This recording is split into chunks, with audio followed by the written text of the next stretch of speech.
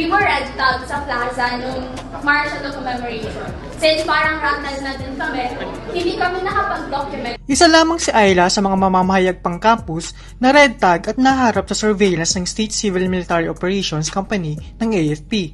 Noong September 22, nakatanggap ng summon letter si Ayla sa kanilang bahay sa Barangay Bigaas, Calabanga upang makipag-usap sa AFP. Ayon di umano sa sundalo, si Ayla ay lumahok sa 51st Martial Law Anniversary Commemoration, isang aktivista at pinaparatangang kasapi di umano ng NPA. Hindi tumigil ang CMO na punta ng magulang ni Ayla upang kumising itigil na ng kanyang anak ang pagsusulat sa kanyang publikasyon.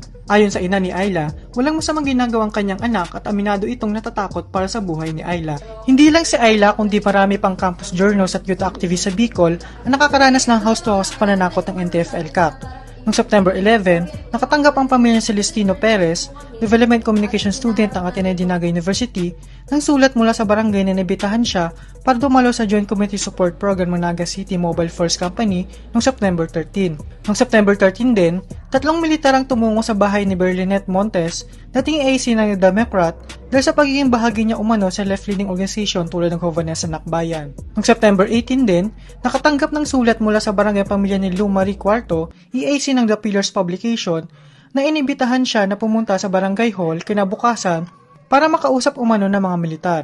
Noong November 15 naman, nagsulat sa punong barangay ang 93rd Civil Military Operations Company na nagre-request sila ng phone call sa barangay para pag-usapan ng involvement sa CEGP ni Reynald Balonzo, Associate Editor ng The Bicol Universitarian at Regional Chairperson ng CEGP Bicol. Maraming atake din ang naiulat sa hanin ng mga kabataan liban sa Bicol. Really sad about it, especially dun sa mga na-red tag and talagang sino-survey, nagkakaroon ng surveillance.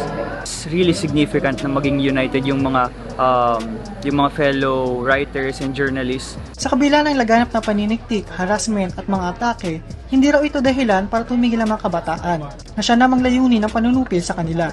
Bilang pushback, iglunsad ng safety training sa rehiyon para bumuo ng quick response mechanism, support group at kagyat na aksyon sa mga atake sa hanin ng mga kabataan ang student publication sa rehiyon sa pangungunan sa CEGP Bicol.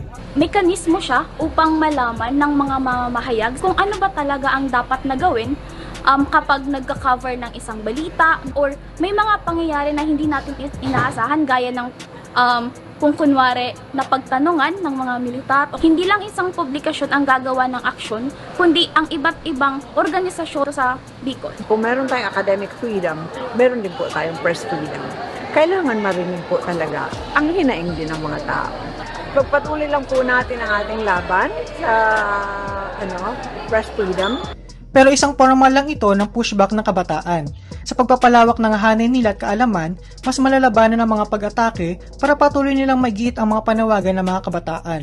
Lagi para sa bayan kasi patuloy kaming magsusulat, patuloy kaming mamumulat, and patuloy kaming maninindigan para sa tama. Kasi hindi dapat tayo matakot sa katotohanan. Patuloy tayong mamayagpag, patuloy tayong magpahayag ng katotohanan kasi journalist tayo, mamahayag tayo. Karapatan natin yon and kailangan natin ipaglaban kung ano man ang ating paninindigan. Reynard Magtoto, nag-uulat para sa Alab Human Rights Special.